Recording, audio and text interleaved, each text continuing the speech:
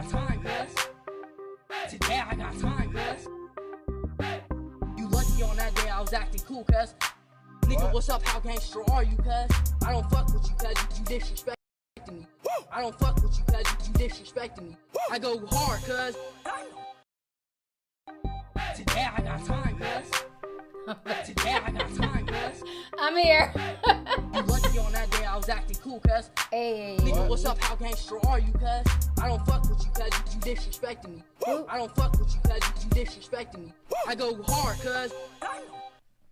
I had to play that twice. I'm sorry. I forgot to put my earbuds in. I was like, where'd my earbuds go? And then I found them, so I had to play it twice. But I hope you guys are doing good today. Oh, it's been a long week, child. It's been a long week. I was sick these past 2 days. I feel a little bit better today. But shout out to everybody who is doing this fast with me. I appreciate y'all. We got one more day left. So shout out to everybody who is doing the fast on Discord. We started last Friday and we will be done tomorrow. So it has been really, I don't know, it's just been really dope just seeing like all the comments and the things that people are just, you know, wishing for and wanting and being prayerful for, you know, as far as health and, you know, job security, their kids, their families. So thank you to everybody who's doing this fast with me. I really, really appreciate it. So, and, you know, just shout out to everybody who, I forgot the young lady who has initially suggested it, but thank you to you because it was her first time calling in to the Zoom. So thank you. I really appreciate that. So yeah, it's been a long week. I know, like we come off the fast at 6 o'clock. So it's about to be 6 o'clock in about 20 minutes here. So I'm just like, okay, I'm going to go live, do my live stream, and I'm going to eat after the live stream. But it is all good. It's been so much stuff going on in the past few days. And shout out to Davi. Thank you so much for the $4.99 super chat because I seen that you sent that when I was running the little test stream. So appreciate you for that. But yeah, it's been a lot. It's been a whole lot going on. Can y'all hear me? I want to make sure somebody saying they can't hear me. Can y'all hear me just fine? Y'all should be able to hear me just fine, right? Okay. Everybody else can hear me. If you can't hear me, you need to refresh your screen. Okay. So anyhow, it's been a lot going on. As we all know, I think it was this weekend, Charlie Kirk's huge funeral went on. Now, I didn't watch the whole thing. You know, I caught bits and pieces. I saw the stuff that people posted on like Twitter and on Instagram. They pulled all stops. It looked like a WWF put that together with the sparklers and, you know, it just looked more like a rally than it did a funeral, in my personal opinion. It was a lot. It was very over the top, but I get it. You know what I'm saying? He had a lot of supporters, a lot of fans and stuff like that. And then the speech that Donald Trump gave near the end when he was saying that he doesn't forgive his enemies and all that stuff, I thought that was very interesting. So, you know, it's just been a lot that's gone on with that situation. But another thing that's come up is basically, remember the last video I did was Jimmy Kimmel being fired. And so people started cutting off their ABC, Hulu, ESPN. People started speaking with their dollars. And literally this week, I believe it was Tuesday, ABC did a full about face and they allowed Jimmy Kimmel back on stage. So he got his job back. I thought that was very interesting. So let's go ahead and watch what he had to say on his first day back. Let me see. Where's that clip at? I have that. Okay. So he's going to talk about censorship and a few other things. I don't know if this is the clip, but I know at one point he got teary-eyed about Charlie Kirk. So we're going to go ahead and watch this really quick here. Let's see.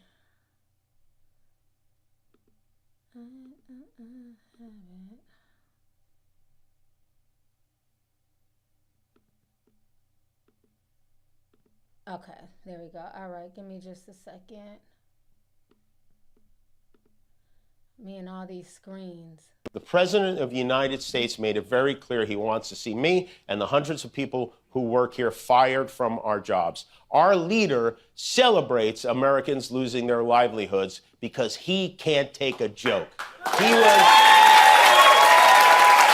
somehow able to squeeze Colbert out of CBS. Then he turned his sights on me, and now he's openly rooting for NBC to fire Jimmy Fallon and Seth Meyers and the hundreds of Americans who work for their shows who don't make millions of dollars. And I hope that if that happens, or if there's even any hint of that happening, you will be 10 times as loud as you were this week. We have to speak out against this stuff because he's not stopping.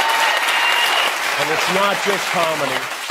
He's gunning for our journalists, too. He's suing them. He's bullying them. Over the weekend, his foxy friend Pete Hegseth announced a new policy that requires journalists with Pentagon press credentials to sign a pledge promising not to report information that hasn't been explicitly authorized for release. That includes unclassified information. They want to pick and choose what the news is. I know that's not as interesting as muzzling a comedian, but it's so important to have a free press, and it is nuts that we aren't paying more attention to it. The President of the United States made it very clear he wants to see. Okay. So that was some of it. He also spoke on Charlie Kirk and, got teary-eyed or whatever. Let me come back up here. So I thought that was, very interesting because I had mentioned the regular people on the show who also lost their jobs. Once he got fired, people don't understand there's a lot of people that make these shows what they are. He might be the face. He's the person getting paid millions of dollars. But like I said in my video that I made, you have the grips, the graphers, the lighting techs, the crafty people, the set designers, all of that stuff. So I am glad that he did make mention of them because so many times people only feel bad for the celebrities. And regardless of the situation, he'll be good financially. Now, he did also mention what Don Lemon was talking about, which is reporters basically being told what they have, basically having to have permission on what they can and can't report as far as what's coming from the White House. So he did make mention of that. Now, I do remember back around C-19, he was also making jokes about, if people are unvaxxed, they shouldn't get treatment and things like that.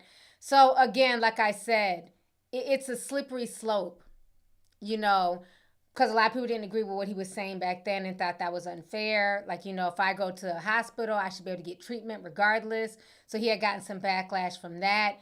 I just feel like at this point, it's like freedom of speech is just like getting eroded. It is getting eroded quick, fast, and in a hurry. And that's the part where it's like, it's getting scary, starting to feel like North Korea, especially when the president gets up at a funeral and he says something like, I go after all my enemies.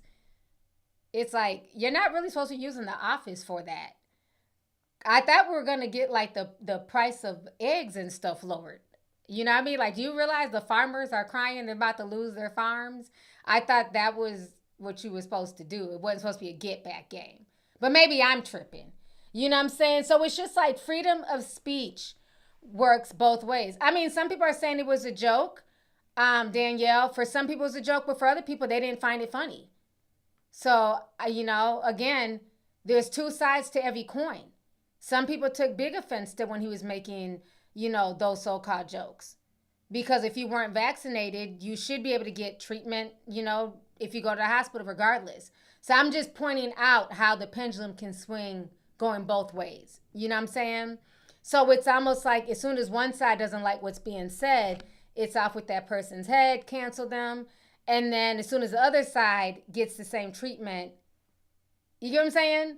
So either we're going to have it where people can crack jokes, say what they want to say, and it should be no issues, or nothing is going to be said. Everything is going to be censored. And that's what it's feeling like, It's just like feeling like we're in a real icky place.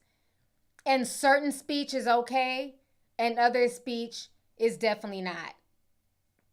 And that's the part that's just really, really, frustrating. because I'm glad he's back and he got his job back and stuff like that.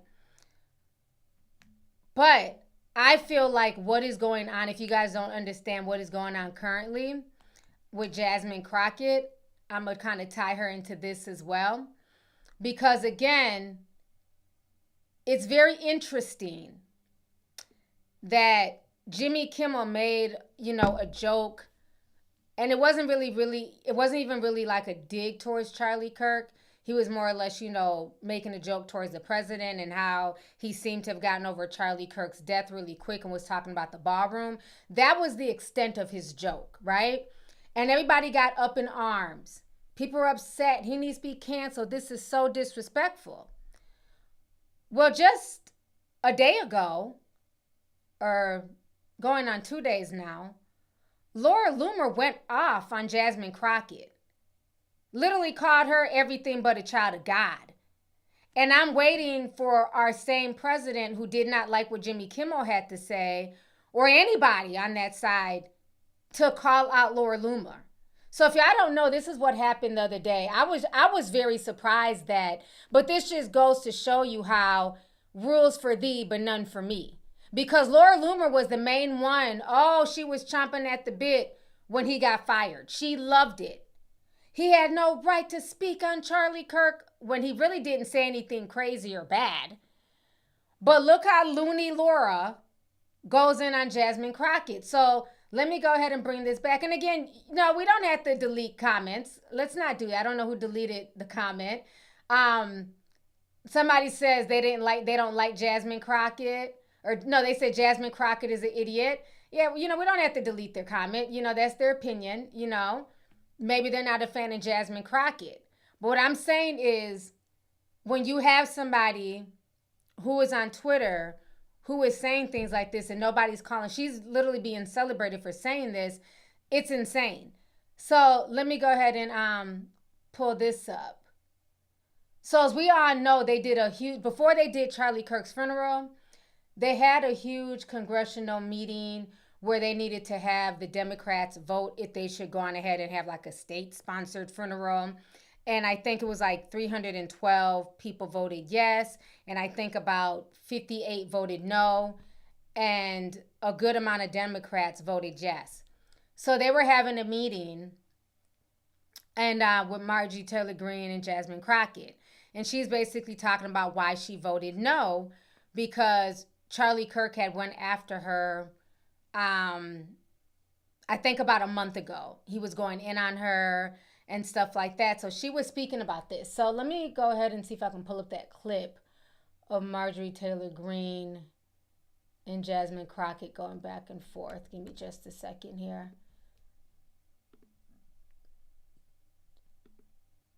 Because this is what set off Laura Loomer.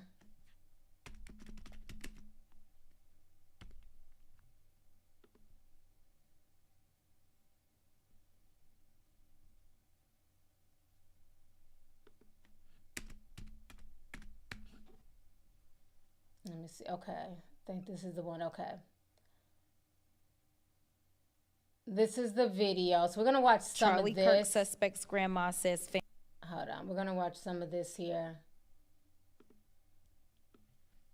So they were having a discussion, her and Marjorie Taylor Greene.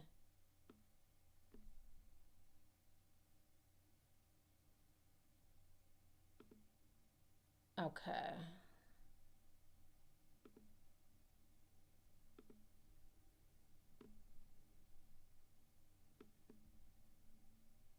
Family is all MAGA. Can assure you that the 22-year-old man, Tyler Robinson, that murdered Charlie Kirk is not MAGA. Trump called for a crackdown on the radical left, but right-wing extremists are responsible for more political violence. All of the evidence that is being presented proves that he is a far leftist. He creates a fictional problem while downplaying the real history of far-right violence against the American public, from the Oklahoma City bombing to January 6th. I just want to give a warning there.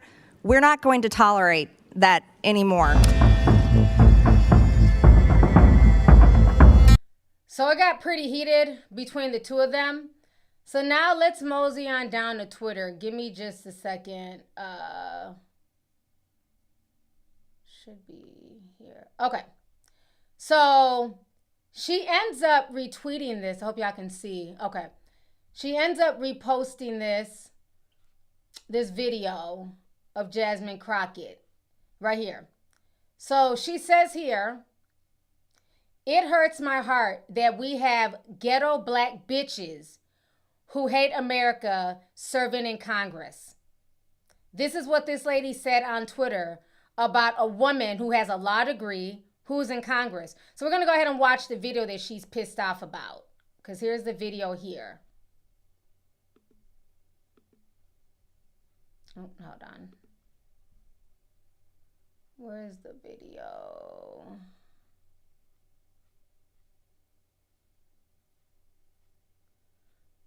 It must have been removed. Hold on, let me try and scroll back up. It was right under this one. Because she's talking about what Charlie had said about her. Ah, here it is. Okay, here it goes. Sorry about that. Away.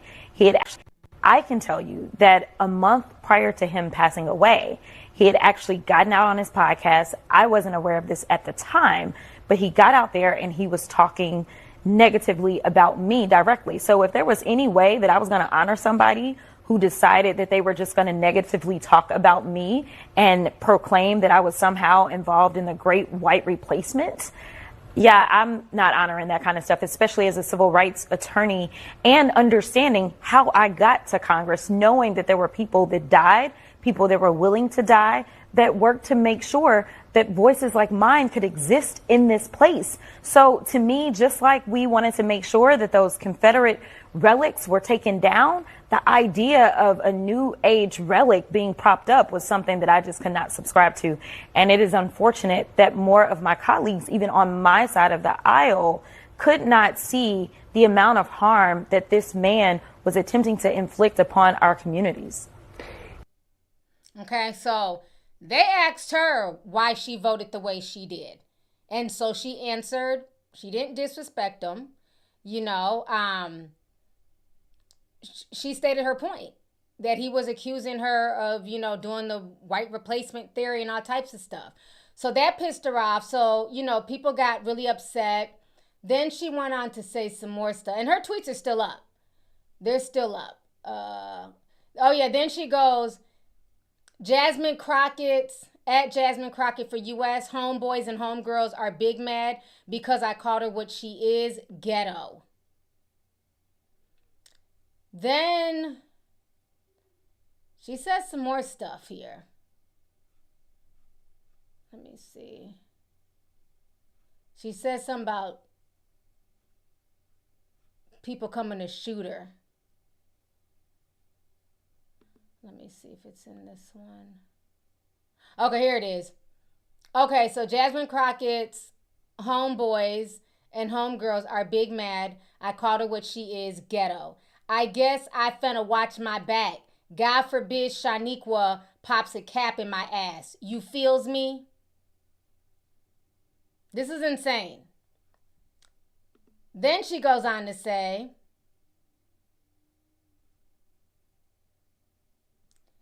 ghetto DEI Shaniqua.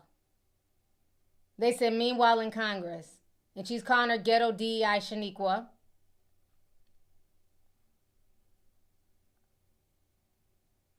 And then she says, I meant every word actually. Because somebody tried to say, I'm sure this is taken totally out of context. She doubles down and says, I meant every word.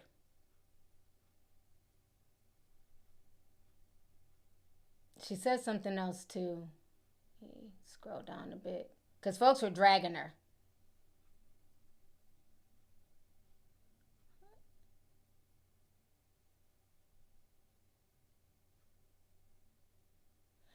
Okay, here goes a comment somebody reposted that Charlie Kirk said.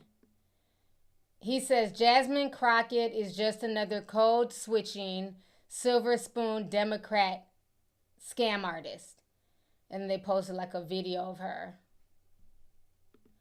So she clearly wasn't a fan of his and he wasn't a fan of hers.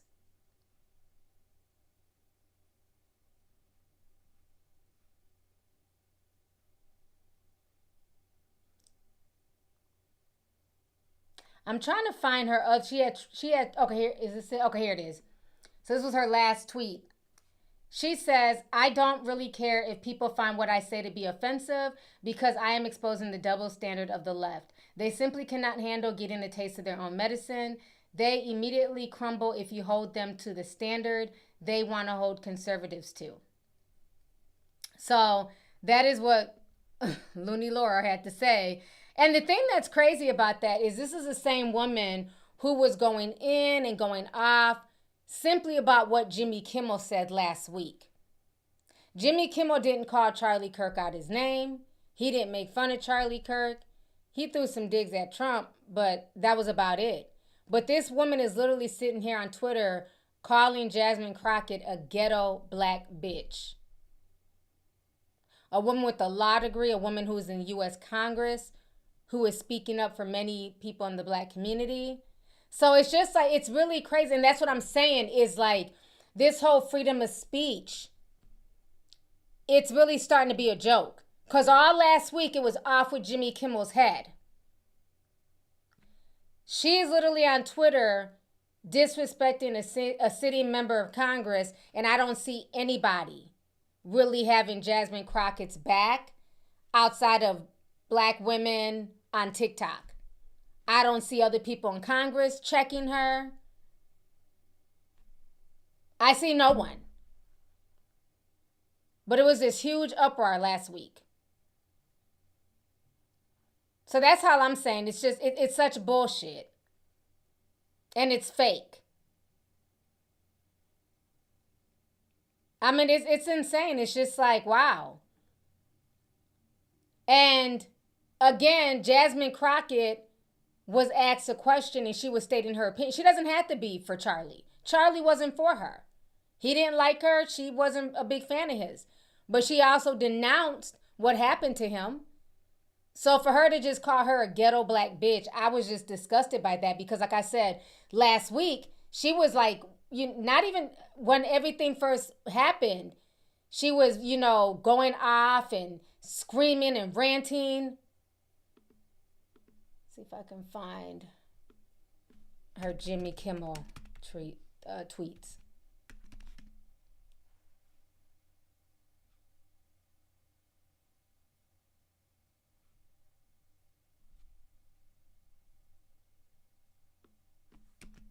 Trying to see if any of those pop up.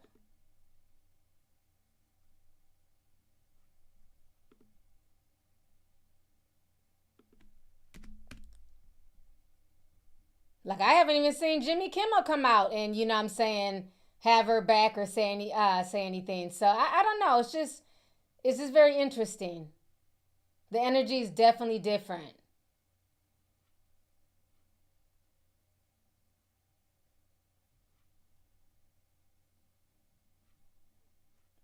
Yeah, I'm not seeing any of her Kimmel tweets pop up here.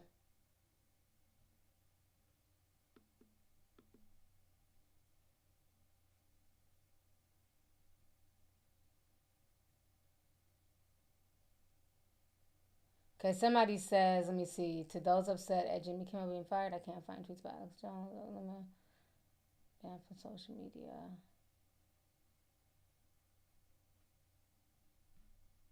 Yeah, so it's just very frustrating, you know what I'm saying, like seeing that and seeing how quiet.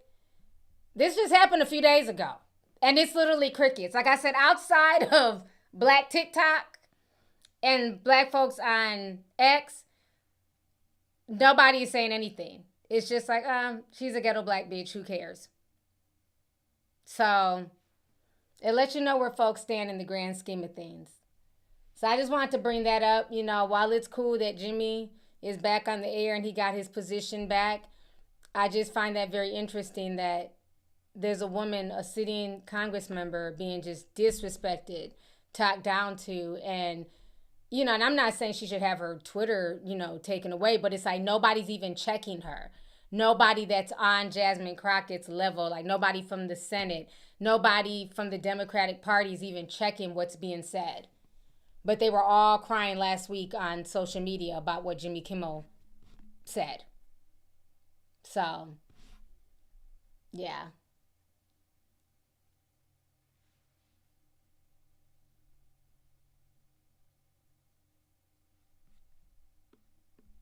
So now let's go ahead. I want to hit on this as well.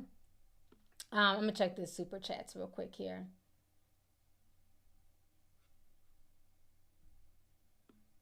Okay, let me see here. Let me go up a little bit. Brandon Ryan sent $2, says, Libra gang, my birthday is 9/30, big 40, much love. Happy birthday to you. Yep, it is Libra season. All the Libras in the house. My youngest is a Libra, so his birthday's coming up in October. Clayton Chester sent $4.99, says, welcome back. YouTube been looking a little gloomy without your beautiful laugh. I'm glad to know you're feeling better and going off tonight. Thank you so much, Clayton. I appreciate you. Thanks for joining. Shell sent a $5 sticker. Thank you so much, Shell. Appreciate you. Miss Twilight Speaks sent $5, says, there's a campaign against Black excellence. They are all triggered. I agree. I don't understand why her code switching bothers people. You know, she knows where to talk in certain rooms and where to, you know, how to conduct herself in other rooms. That's what a lot of us have to do. And I don't see nothing wrong with it.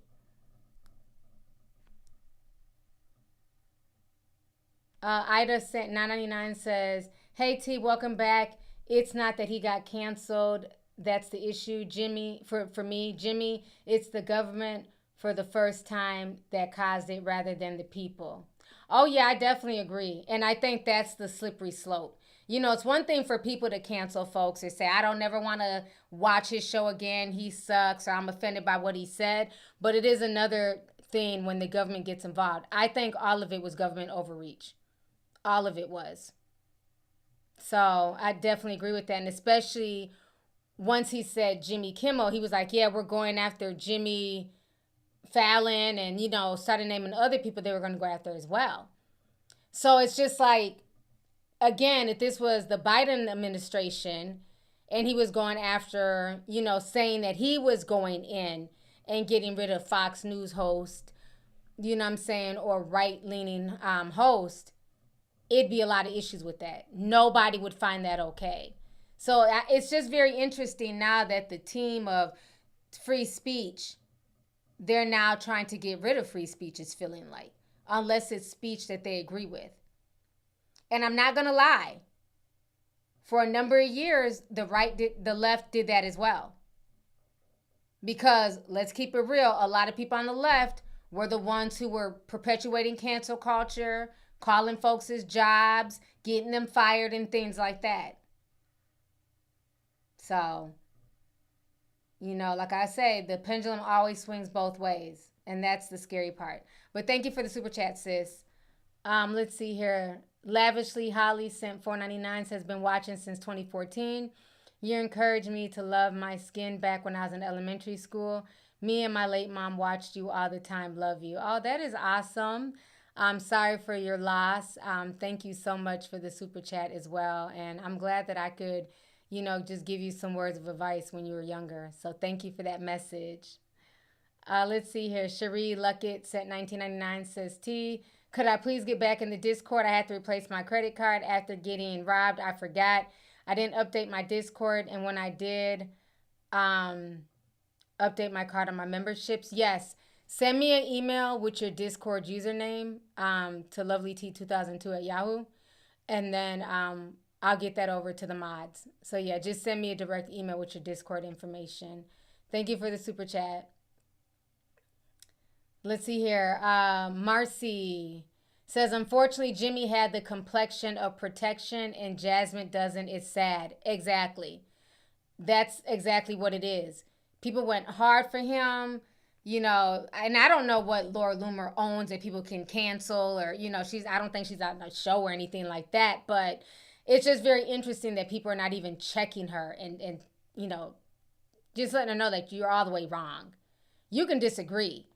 You can say that you don't like what she had to say, but to call her a ghetto black bitch and, you know, write all that ebonics and talk about they're about to put a cap in your ass, like, she's just real disrespectful. And she's been like that for a while, and they let that shit rock. Let's see here. Shelly J says it's almost been 10 months into this term, but it feels like 84 years. We're just holding on by a thread. Yeah, it is. It's crazy. Scorpio Voss says, I've been a member for 3 years officially. Hey, Ari Sippers. That's what's up. Let's see here. Daquana White sent 1999 says, love you, T. I'm glad you're well. When you get a second, please check out Snake Eyes 1988 predictive programming. Too many coincidences. I have been seeing this stuff about Snake Eyes. Have y'all seen it yet? I don't know if I can play it because of copyright, but there's all this connection to Charlie Kirk. And I had never heard of this movie until people start making the connections, but it definitely gives me predictive programming. Let me see if I can find anybody talking about it without showing so much of the movie. It was so eerie when I started seeing the videos.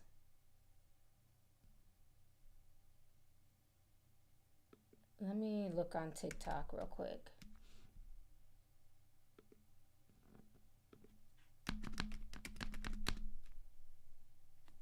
Okay, Snake Eyes, Charlie Kirk. Okay, he talks about stuff. He's gonna butcher the names just so he doesn't get flagged by the algorithm. But yeah, if you guys haven't seen, I haven't seen the movie yet, but everybody's talking about this, so they have kind of like connected a lot of things. So let's watch this really quick here. I hate to make conspiracies about this, but there are just way too many. Okay, hold on. Pull that up here.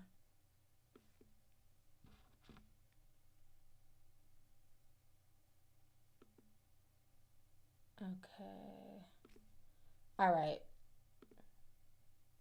Similarities in this movie and what happened to Charlie Kirk. So in a 1998 movie called Snake Eyes starring Nicolas Cage, a politician named Charlie Kirkland, a politician. You know what? He has music. I hate when they put music in because then like it gets copywritten by YouTube. Let me see if I can find somebody else that does not have music. There's a movie going viral right now saying that it predicted the assassination. Can y'all just talk without the background music? Like, that's the one thing that annoys me. Just talk. We don't need a Beethoven background. We don't need a suspenseful background. Just talk. Chilling detail, the death of Charlie Kirk. And folks, honestly, when you see the parallels between this movie and real life, you're not going to call this coincidence. It's impossible to be coincidence. Live event. So here we have two live events. The live event, the boxing match in the movie, and the live event, Charlie Kirk speaking in Utah. And in the movie, the middle of all of it sits a powerful man who was there, Defense Secretary Charles Kirkland, okay? Remember that name, Kirkland, Kirk, Charlie Kirk, Charles Kirkland. As the fight begins, one of the boxers, Lincoln Tyler, whose name is Tyler the Executioner in the movie, here's a picture showing a scene from the movie, Tyler the Executioner, September 10th. He takes a dive in the first round. He was paid by Israel to do this, to distract the crowd, so that Charles Kirkland can be accessed by the sniper and shot and killed. Basically mirroring exactly what happened to Charlie Kirk. He was shot in the neck, okay? So in the scene, it shows the Secretary of Defense, Charles Kirkland, collapsing, shot in the neck, directly in the neck, a neck wound. Kirkland, Kirk, Tyler the Executioner, nonetheless. These details are burned into the script much darker. It's a corrupt Navy commander and a defense contractor who have set the stage for this whole event to take place. They staged it all. They staged the entire spectacle to protect an arms deal with Israel. That's right. Israel, okay? And we have Israel in the news right now, 1996, 1997 for a 1998 release. Now fast forward September 10th, 2025, Utah Valley University, Charlie Kirk is standing before a crowd of young people, speaking, engaging, doing what he always did, and suddenly, bang, the sniper's bullet slams into his neck. He collapsed. Tragic, heartbreak, tragedy. People screaming everywhere, phones recording. It was pandemonium. It was chaos. And the whole thing was being live streamed to the entire world. Exactly like the movie. The fighting match, the boxing match, was being broadcast live. So again, we have Tyler the Executioner, Tyler Robinson, okay? You have September 10th in real life. September 10th in the movie. You have Charles Kirkland in the movie. Charlie Kirk in real life, okay? This is just creepy. All of the coincidences. And like I said, I have never heard of this movie before. And to think that they were live streaming in a movie back in 1998, live streaming wasn't even around. So for this to be even going on in 1998 is showing you like the future. And the fact that the Charlie Kirkland in the movie gets shot in the neck, like the Charlie Kirk, and the day of the boxing match was September 10th, and that's also the same date that Charlie Kirk passed away or was executed. So it's like I said, I do not believe in coincidences. And then the fact that Israel is being mentioned in this movie, and you have everything that's going on with Candace Owens and Tucker Carlson, you know, with their whole Israel angle with Charlie Kirk. And then Tyler the Executioner is the name of the person that's going to be in the fight.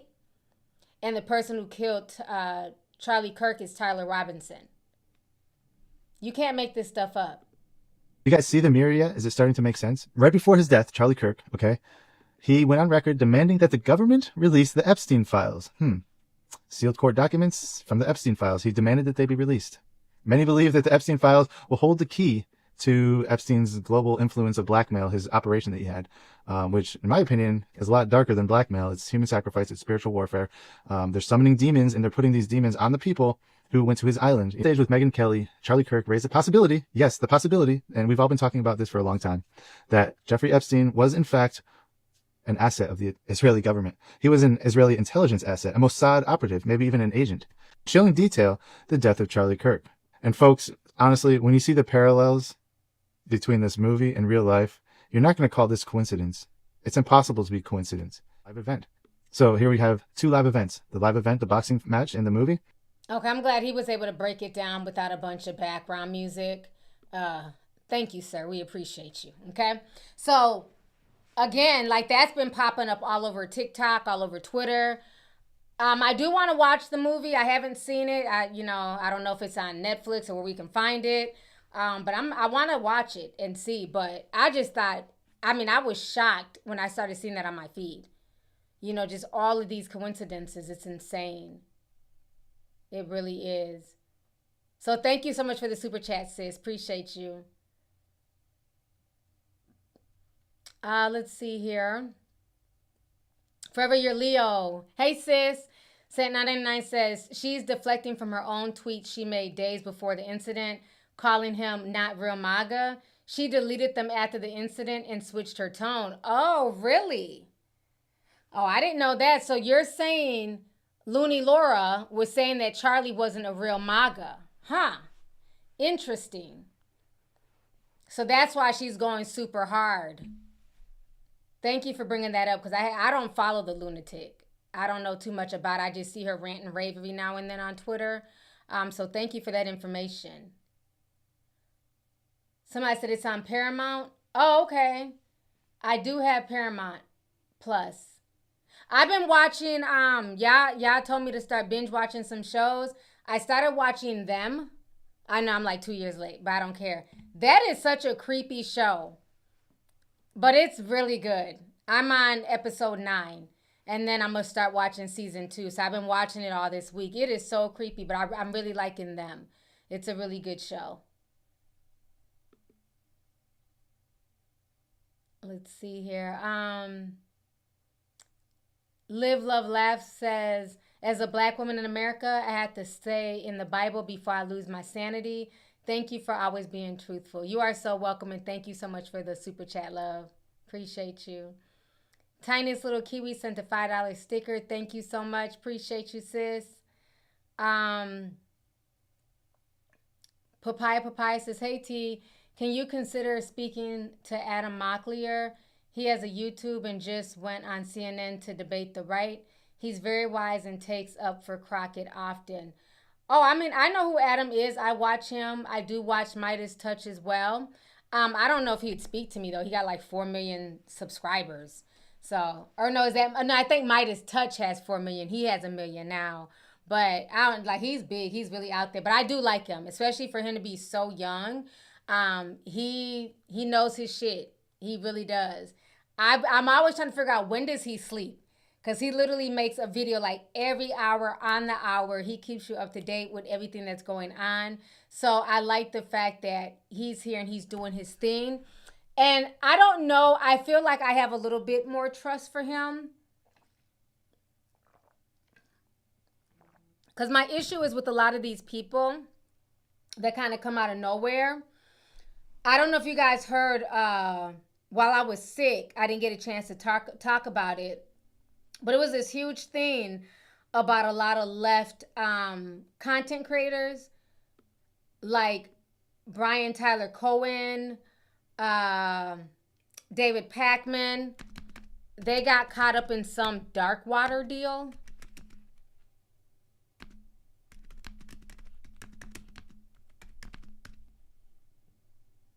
Let me see if I can.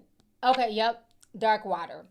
So basically, it was a dark money, but they also say dark water. But it was like it was called the dark money allegations. And what they were saying is that a lot of just like with the right, but one thing with the right, they're more honest. I'm not gonna say very. A lot of them are more honest with their sponsorships and who is sponsoring them and who is giving them a huge platform.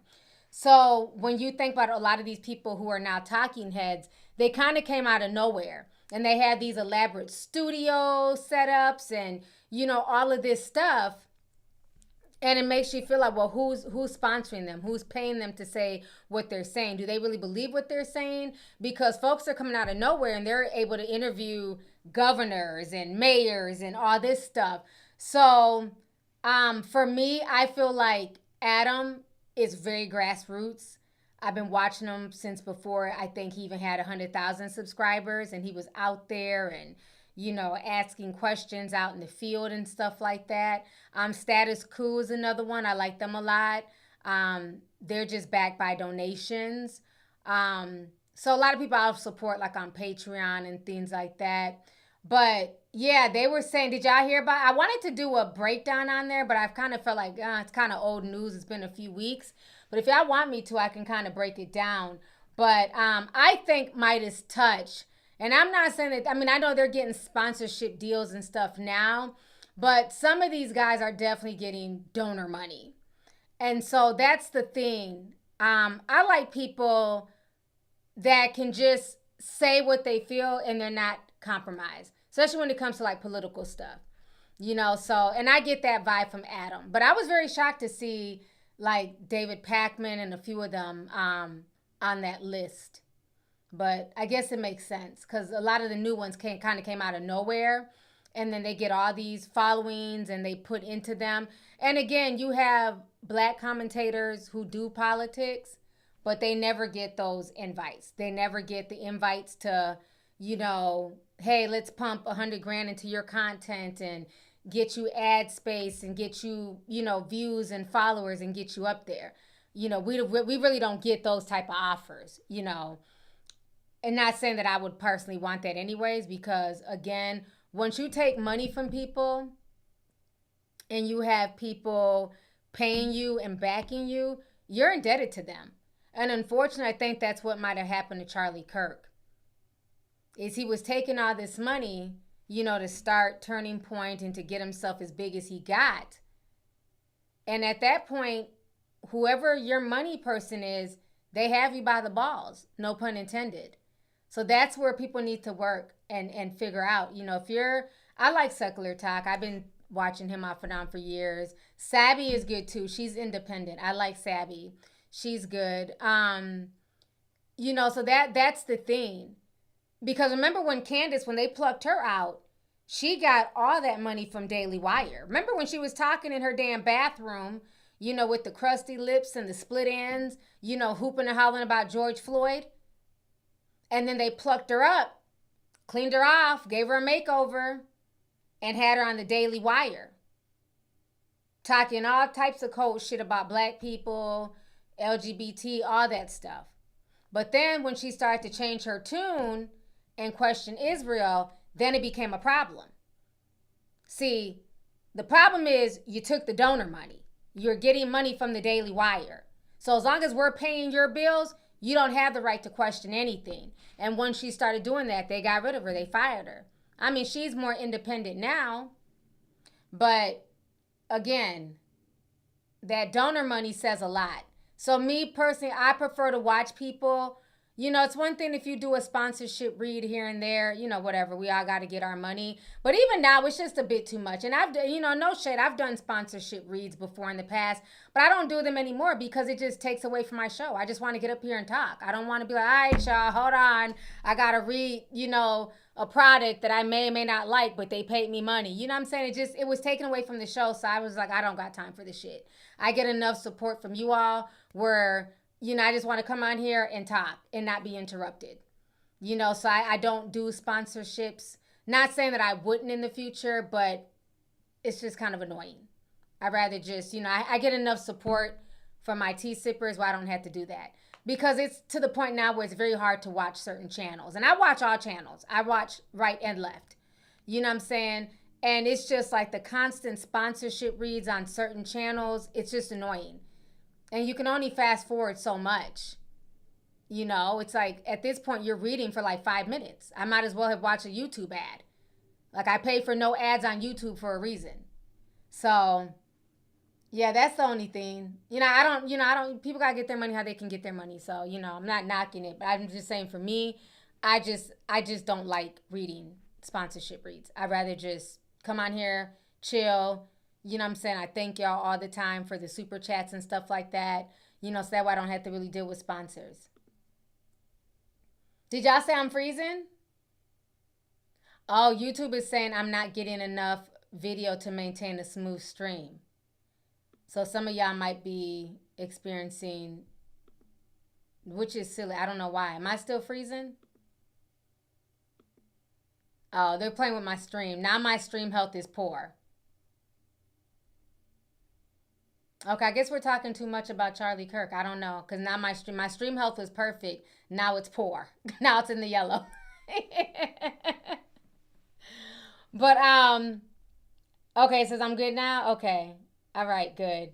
So yeah, the dark money allegations, it broke on September 2nd about it was a lot of like left wing YouTubers and stuff. So it was a lot of them. So maybe I hit on that. I don't know. They're all denying it, and they're saying that, you know, basically it's a scheme from the right. No, I think a lot of y'all took the money. You don't have to blame MAGA and the right.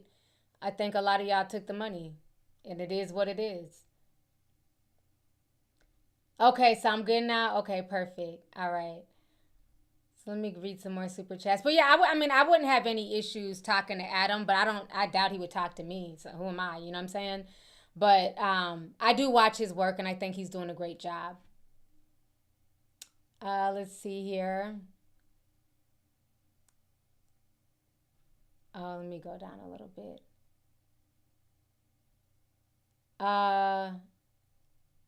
It says, hey T, can you talk about the Dame Dash Charlemagne the God Breakfast Club drama?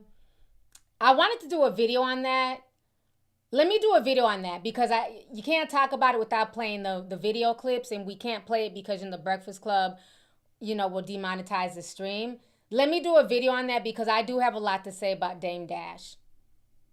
I have a lot to, especially with him being so arrogant.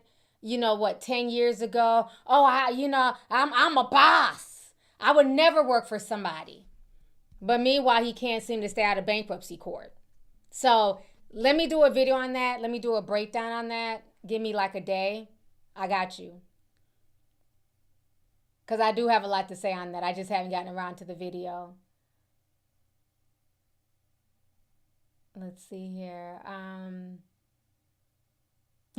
Mary Jane sent $5, says, T, can you say, la la la Latina? Y'all are mad. Oh my gosh. Y'all know I'm gonna bust out with, and that's the reason why I can't do sponsorships, because I just say what the hell's on the top of my mind. I just say anything, child. I don't know why I started. Because we were talking about spicy Latinas one day, and I was like, la la Latinas. Thank you for the super chat. Y'all are such a mess. Shout out to my Latinas, honey. Shout out to y'all.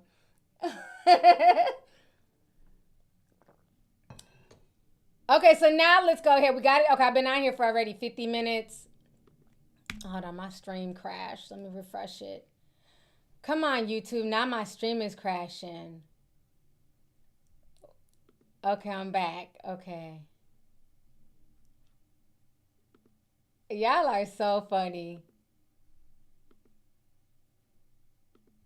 YouTube is not receiving enough video to maintain a smooth stream. What the hell, YouTube? Am I still buffering?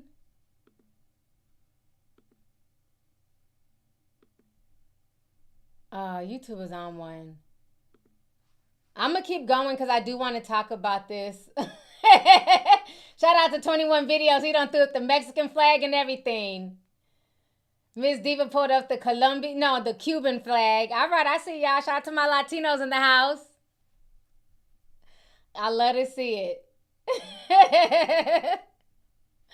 All right, so I want to talk about this situation before this stream kicks me off, about the HBCU in Tennessee, what happened there. So you have some Charlie Kirk, knockoffs. They end up at this Tennessee HBCU. And so they're coming on campus with a sign that says deport all illegals, get rid of DEI. And so everybody is talking about this currently. So I'm going to show you guys a raw video, the video that they posted on social media. It's about 7 minutes. I'm probably going to show you guys about 5 minutes of it. Then we're going to go to the news clip because they end up doing an interview with the news as well. So let me go ahead and pull this up. I think this is on Instagram, if I'm not mistaken.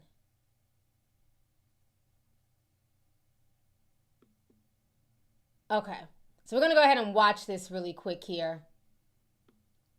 Everybody is equal. Yeah.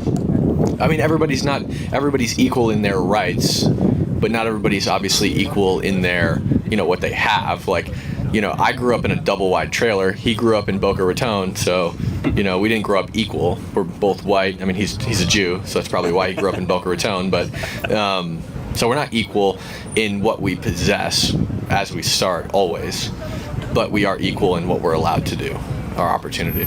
Can I ask you, do you think that there's any law that allows me to do something that you can't do, for example?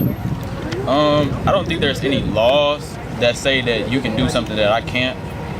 But then again, this system can't be ignored. Like, we can't just say it does not exist because there are countless examples of it existing. Maybe just one example of what you're talking about. So what's wrong with the system that allows, I guess, racism to be systemic or institutionalized? I mean, I would argue the opposite. Like, again, we have civil rights acts on top of civil rights acts, in addition to the 14th Amendment's Equal Protection Clause. 14th Amendment being written for the sole purpose of expanding and equalizing the rights of white people and black people. And furthermore, the 14th Amendment Equal Protection Clause echoes exactly what, like, the Civil Rights Act says, right? You cannot be discriminated based on your inalienable characteristics like your race, your sex, your sexuality, etc. But even though we have these laws, that doesn't stop it from happening. We still know that... You're right, racism does happen, still, even though there are laws that ban it. And I think that those laws are oftentimes used. Both of these guys are dry. They definitely don't have Charlie Kirk's charisma, so we're going to fast forward this. They're just dry. The voice is dry. He needs to sip some water. Oh, certain color. So now they're fast forwarding. Like, what would happen? Okay, you can't... Come on, really? Seriously? Yo. Oh, you better not, boy! You better not! Okay. You better not! Guys, we're literally just here to have civil discussions.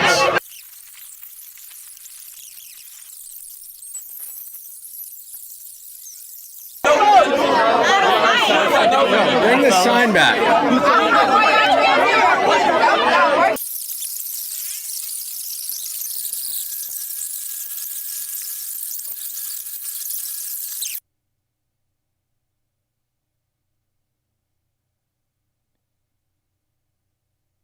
So they're fast forwarding all of this.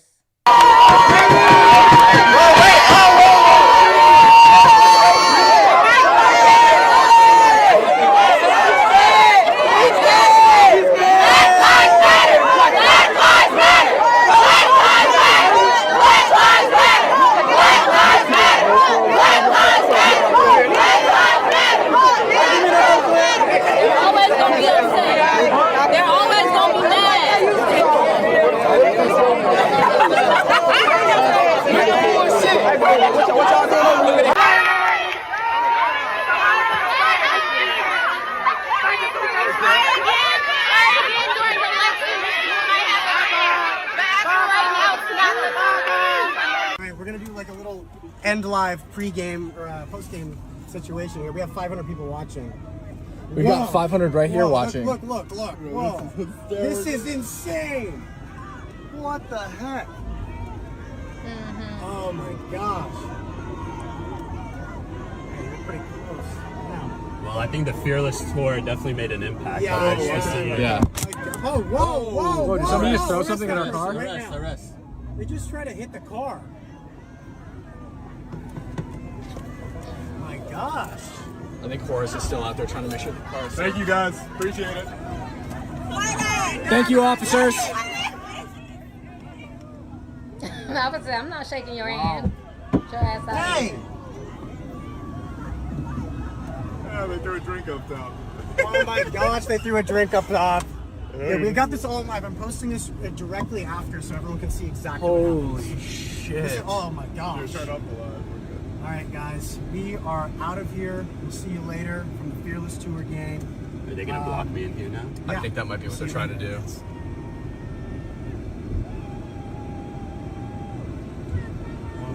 They're intentionally blocking us. They're blocking us. Here comes the cop. I'm not going to hit it now, I guess. I'm not going to hit it now, I guess. We've got more stuff. They're hitting the car. I thought they wanted us to leave.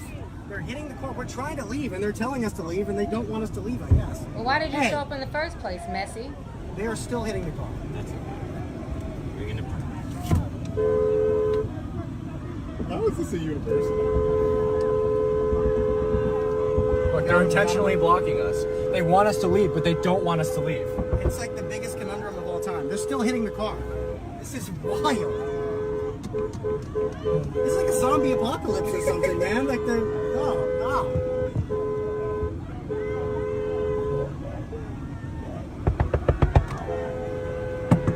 They're still hitting the car.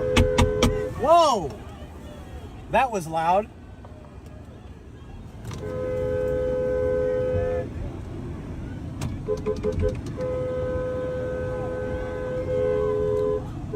She's gonna do this. All right, great value, Charlie. So let me see. There was another video on TikTok. Where is it at? Hold on. Where'd it go? Oh, you know what? Hold on. Because I wanted to show, it was another video where they showed another angle.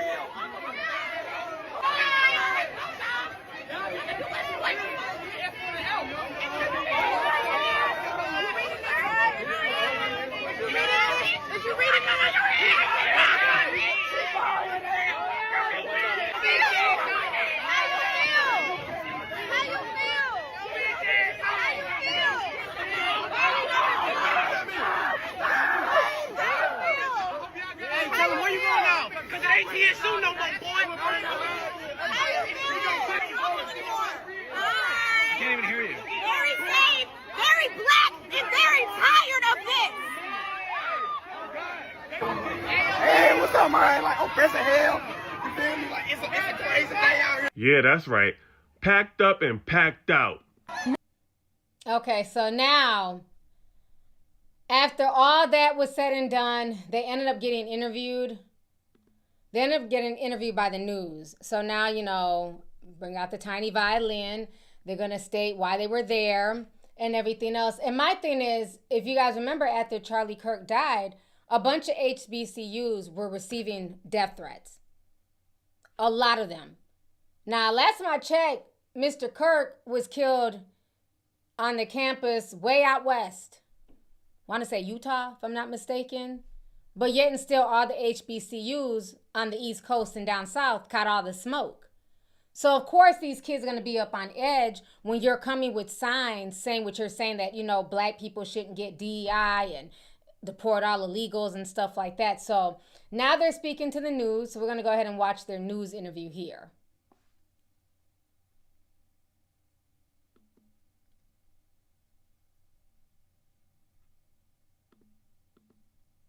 All right, let's go ahead and watch this.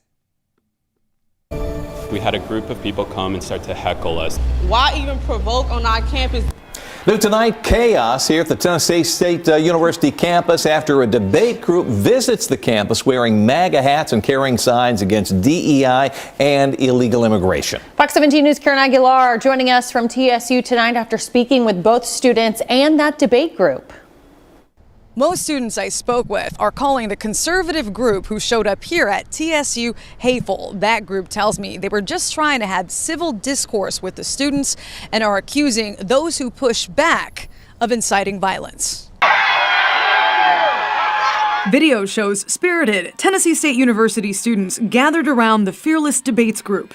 David Cate is a co-founder. We went from a peaceful conversation with students to quite literally a mob inciting violence against us. He tells me they are trying to encourage debate on the heels of Charlie Kirk's murder.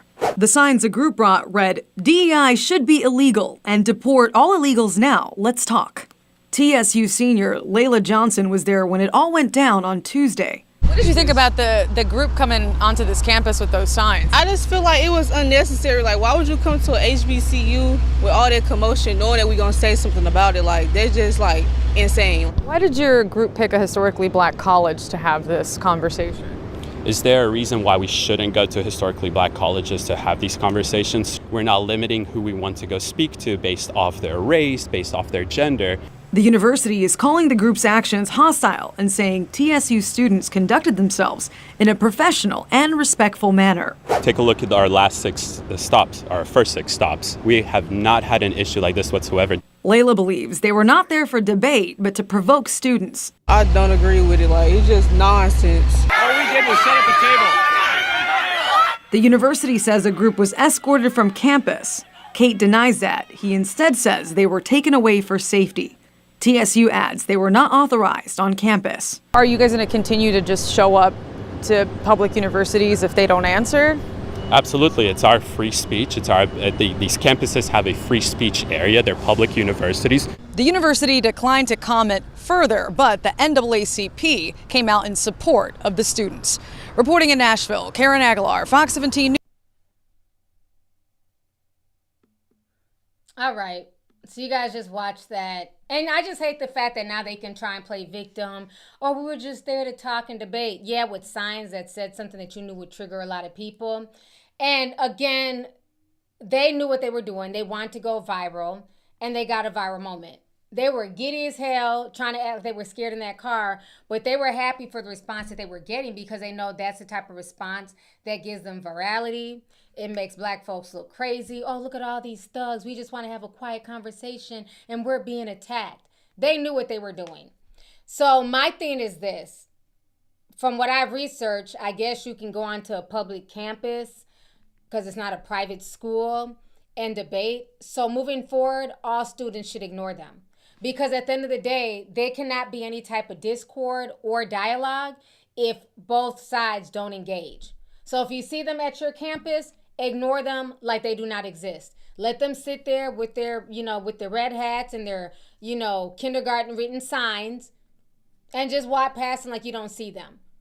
Do not give them the attention and the thirst that they're looking for. Because that's what they're looking to do. They're looking to get a reaction. They're looking to make black folks look crazy and, they can't even have a civilized debate. That's what they want. So I feel like they're going to keep doing this. They're going to go to the next campus. So when they show up at the next campus, ignore them. Don't throw nothing. Don't say nothing. Walk right past them. That is how you extinguish the flames of a narcissist. Because that's what they're looking for. They want attention and they want to make black folks look unhinged. You can't give them that ammo. So for the next college they show up at, ignore them. Walk right past them, act like they don't even exist. They won't have any footage. Again, like I always say, whatever you give your attention to, that holds a lot of weight. So if you don't want something to go viral, to gain a following, to gain steam, ignore it. That is the quickest way. Ignore it. Act like it doesn't even exist. And I bet you they'll stop their shenanigans pretty quickly. Yeah. Even that conversation with that young man, they were just a bunch of mushmouth bullshit. Bunch of just talking. They were just sounding boring. They had no personality. They're just, you know, you could just tell it was staged. They were looking for a viral moment. They didn't really come to debate. They didn't really come to, like, you know, bring any facts. The fact that they bought those signs and they wrote what was written on those signs, they knew they were trying to provoke. They knew that's what they were trying to do. So yeah, disengage and ignore. Because you know there's going to be copycats. But like I said, the students had every right to feel away and to like not want them there because, again, so many HBCUs have been receiving death threats ever since Charlie Kirk died.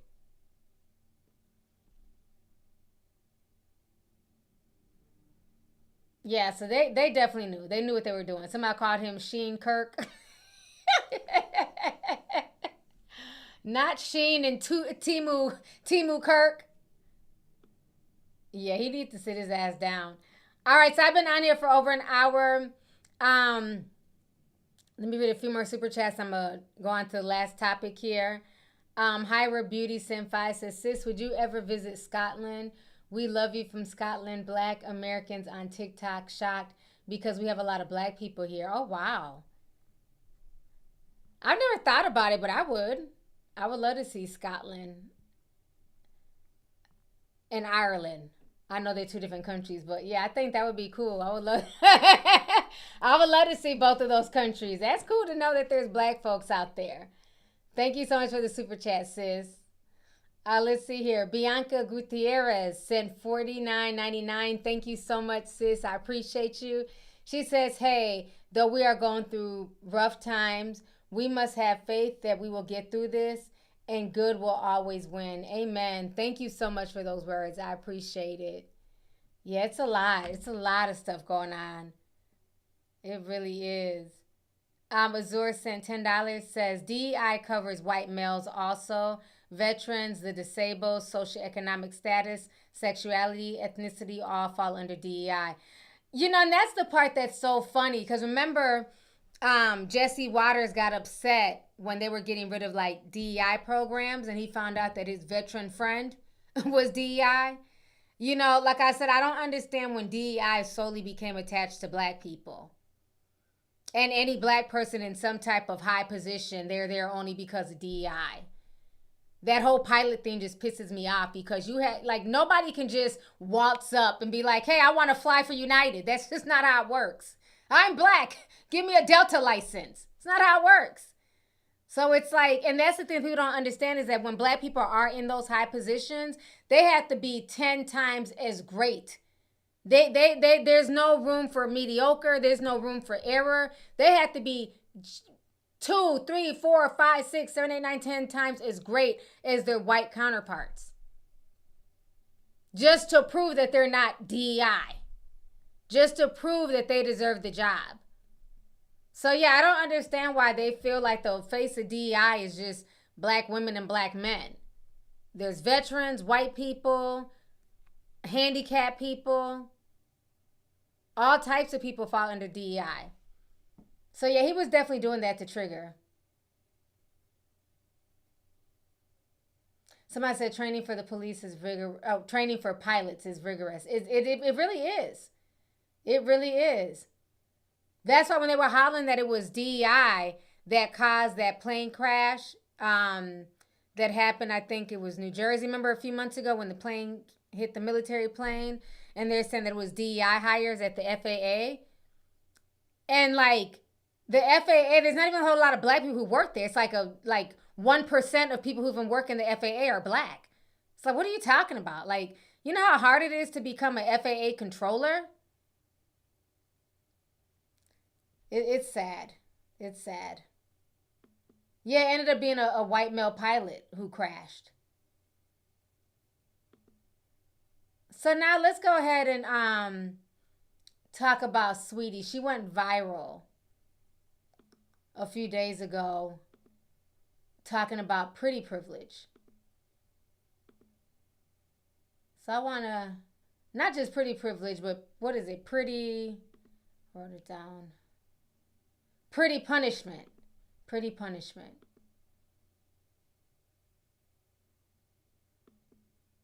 You know what? Let's save that for last.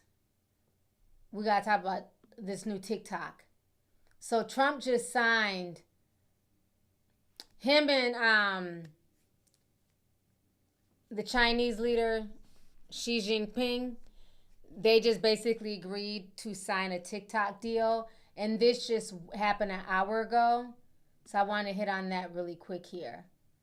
Now this makes me nervous, this TikTok deal. So let's watch this really quick and we'll get on Saweetie last. Okay, so let's watch this here. From your administration, led by Vice President Vance, with ensuring that we can preserve TikTok as a platform for the 170 million Americans who use it, while ensuring that their data is properly protected as required by law. With this executive order, you will be effectively bringing into effect the agreement that will save TikTok and ensure that it can operate safely and securely. So this is interesting because I had a very good talk with President Xi, a lot of respect for him. Hopefully he has a lot of respect for me too. And we talked about TikTok and other things, but we talked about TikTok and he gave us the go-ahead. You know, it's run by American investors and American companies, great ones, great investors, the biggest. You don't get bigger, I don't imagine. And maybe I'll have JD. JD was very much involved and in charge of it. And maybe I'll have you say a few words about the deal. He would report back, and the points of the deal, I think, are great for our country. So, JD, do you want to give it a little talk, please? Yes, sir. Yeah. So thank you, sir, for your leadership and for your help. We really couldn't have done this without the president actually ushering this deal over the finish line. There was some resistance on the Chinese side, but the fundamental thing that we wanted to accomplish is that we wanted to keep TikTok operating, but we also wanted to make sure that we protected Americans' data privacy as required by law, both because it's the right thing to do, but also because it's a legal requirement of the law that was passed last year by Congress. So we think that we were able to do that. Of course, we're going to keep on working at it, but this deal really does mean that Americans can use TikTok, but actually use it with more confidence than they had in the past, because their data is going to be secure and it's not going to be used as a propaganda weapon against our fellow citizens. We're very... Shut the hell up. Like, this just pisses me off because they're trying to make it look like, oh, China had all y'all's data and this, and all of these social media sites have people's data. Okay? I'm sorry, I have to interrupt him. He's a liar. First of all, the people who bought it, Larry Ellison, Oracle, okay? Put a teacup if you guys watched my last deep dive. And I haven't been able to do any because you guys have not been sick. But Ellison, the Trump connection, he donated more than $30 million since 2021. Okay? And, you know, he's, I believe he's an Israeli Jew. If I'm not mistaken, he's dined at Mar-a-Lago. He has donated so much money in lobbying money to the Trump campaign. And now they're trying to act like, oh, you know, it's not a big deal. Oh, this is going to be to help us. Now, you guys remember my last deep dive video about Palantir and Peter Thiel and what Palantir really stood for. And they're very close with Peter Thiel. They are going to use TikTok as a way to censor speech. They want to say it's the Chinese. The Chinese have our data and all this other stuff. No. What it is that they want a way to censor speech. As you guys know, the TikTok algorithm is no joke. You can literally just roll out of bed, rant and rave, bonnet on your head, towel on. TikTok is going to push you through the algorithm. You don't have to have pretty privilege. You can just be a regular, degular person and get millions of views on TikTok. And what they don't like is the fact that you have people calling out their administration. He already tried to censor Jimmy Kimmel. Let's not forget, this was just last week. So if you think that you're going to be able to get on TikTok and say things against Trump Jong-un, good luck. Oracle. That name is esoterical. So it's just going to be a big data mining thing. It's going to be a way for them to have access to people's IP addresses, people who are saying what they don't want said, so that way they can cut them off. So this is not a good thing. I mean, are people going to move back to Red Note? I mean, I was on Red Note for a bit, and then I don't know. TikTok came back. I came back to TikTok. But I'm not feeling this at all. This is not a good thing. This is not a win. Especially being that Oracle has invested millions into government influence. And now they have a major stake in TikTok.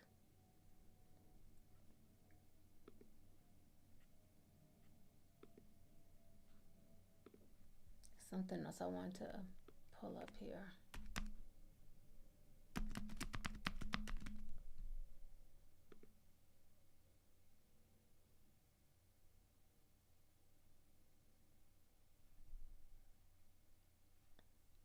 Yeah, it's just very, I don't know. I'm not feeling it at all. We might have to go back to Red Note. I don't know. But with all this censorship going on and the fact that he said flat out, he does not like bad news about him, people saying distasteful things about him. So to all the people who have accounts, especially political accounts, that call out what this administration is doing, trust and believe they're going to be the first ones annexed off of TikTok. They just are. So I'm not buying anything that JD Vance is saying. So let's finish listening to him talk. We're very excited about it. We appreciate the cooperation of everybody involved, and it's a big day. And I think I can say that especially the young people, they really wanted this to happen. They did not want to have TikTok close. And I got, a little used to TikTok. I used it myself during the campaign, and it was very successful because you know how I did with the young voter. And Charlie helped me a lot too. And he said to me, you should go on TikTok. And it actually had, because we got record votes with the young voter, as you know, for the election. So I was a little bit prejudiced in that way toward TikTok. It was very good and very meaningful. But we have American investors taking it over, running it, highly sophisticated, including Larry Ellison. And Oracle, I guess, is going to play a very big role in terms of security, safety, and everything. I was a little prejudiced. I don't know, that was weird. Why not just say I was biased or I really like TikTok or that's my favorite app? A little prejudiced? That was just weird. That was a weird choice of words. Prejudice? Everything else. So we have very good controls. And literally, I would get a call from friends of mine who were fathers of young people saying, could you do me a favor? Could you get it approved, please? My son is driving me crazy. So we're getting it done, and they have a big audience, and we have great American investors. And here's your final copy. TikTok. We thank you for watching, and remember,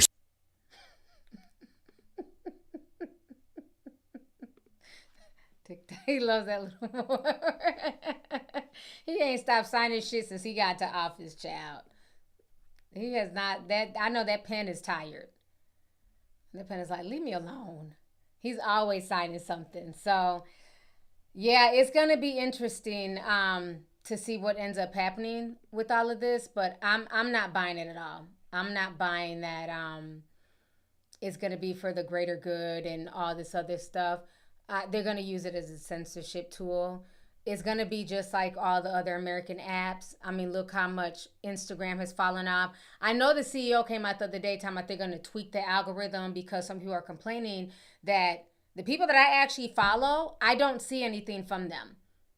Unless you're like a major celebrity or the Shade Room, I don't see the people that I follow. I get so many videos from people that I've never seen before, people that I don't follow. And so the CEO of of Instagram, He's saying that they're going to try and tweak the algorithm and make it where you can choose what you want to see, your followers or new people. Something like that he was ranting about the other day. But my thing is, why did you even change it? So, yeah, it's going to... I'm not liking this at all.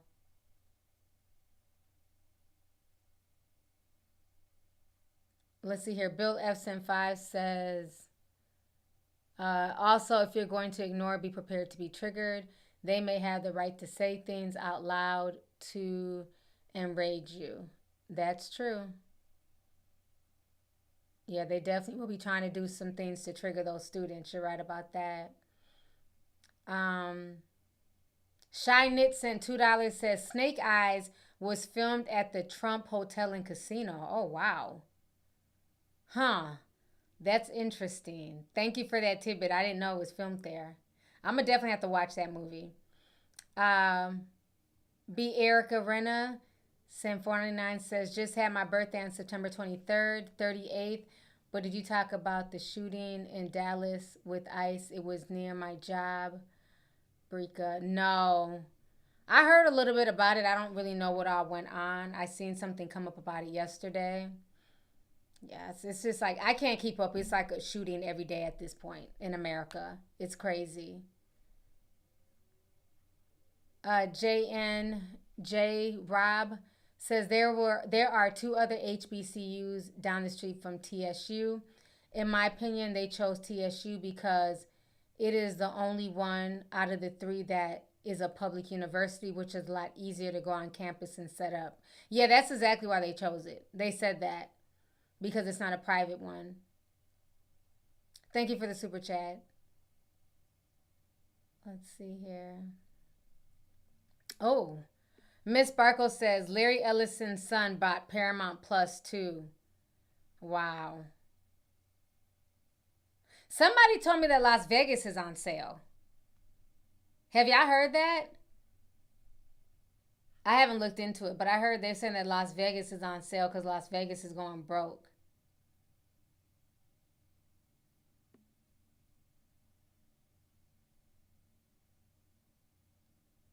Oh, they meant the pay-per-view live, not the live stream movie. Okay. All right, let me go ahead and get on Saweetie real quick here before I go.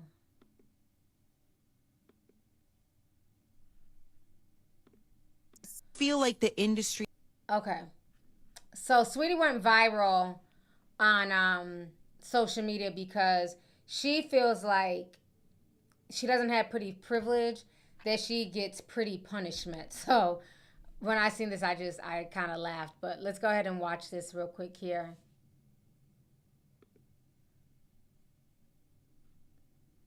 So let me pull this up.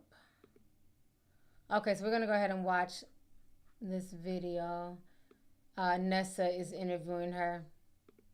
He has trying to count you out, like since I started. Talk about it, man. Because I think people, look, to be honest, people see you're gorgeous. You're getting endless bags. Mm-hmm. You are, listen, that girl, right? I don't think they understand how many doors, how many rejections, how many times people have counted you out. I saw it on TikTok. They were like, they talk about pretty privilege, but they don't talk about pretty punishment. There's been so many times I've just been counted out, and I know that it's behind animosity. I know it's because of a hidden agenda, but it makes me work harder. But this has happened like my whole life. So it's like what I deal with in the industry is just different face, same case. Oof.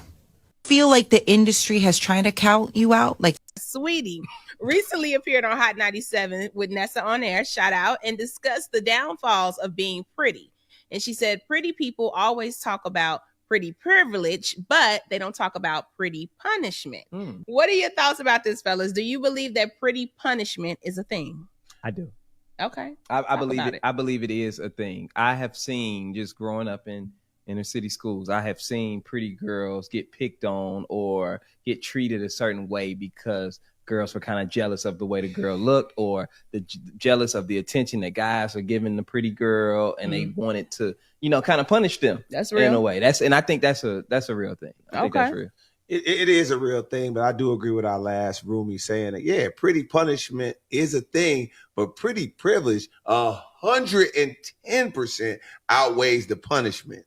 The privilege outweighs the punishment. Sweetie had a couple really good records, but the fact that those records came with that face, that made her.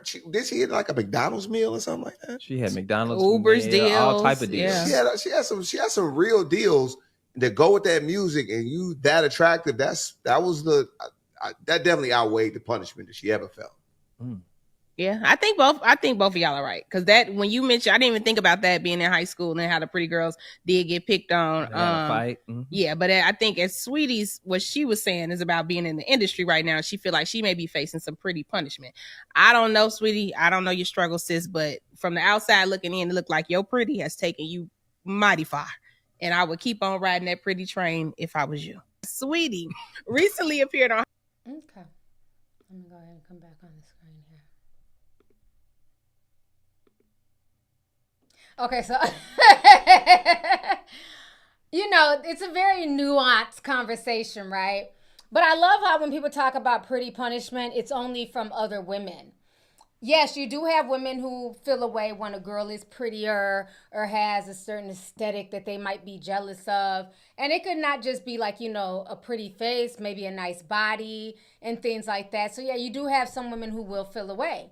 But can we also talk about how sometimes you have men who also will dole out pretty punishment? How come that's never really talked about? There's also men who will try and humble you because you're pretty. Because now they done got you, so now I need to bring you down a notch. Can we talk about that real quick?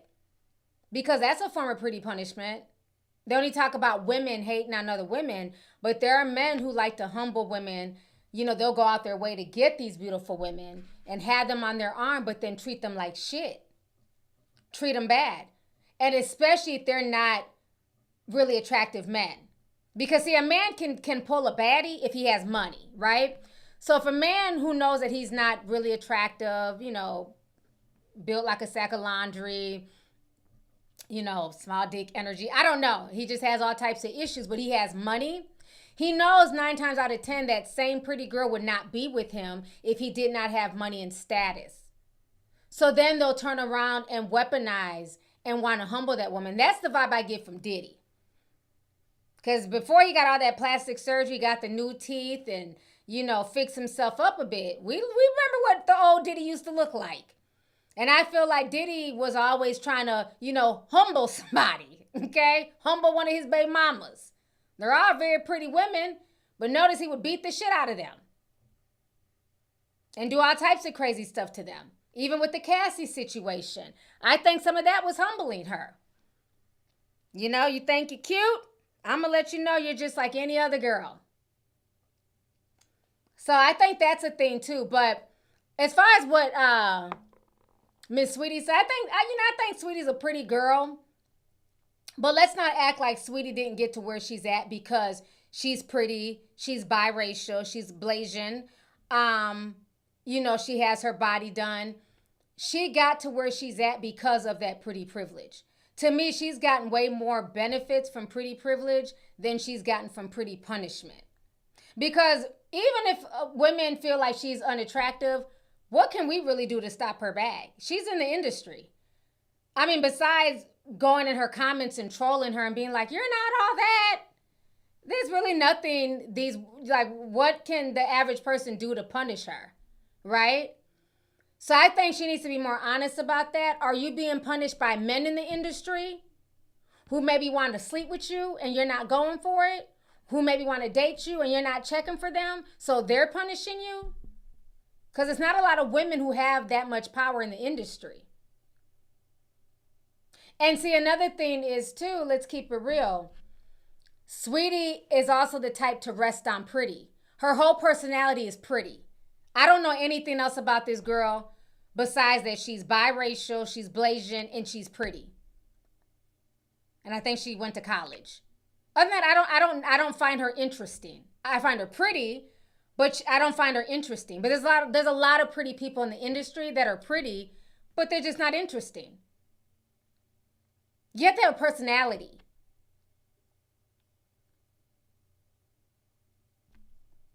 Right? There's a lot of pretty women.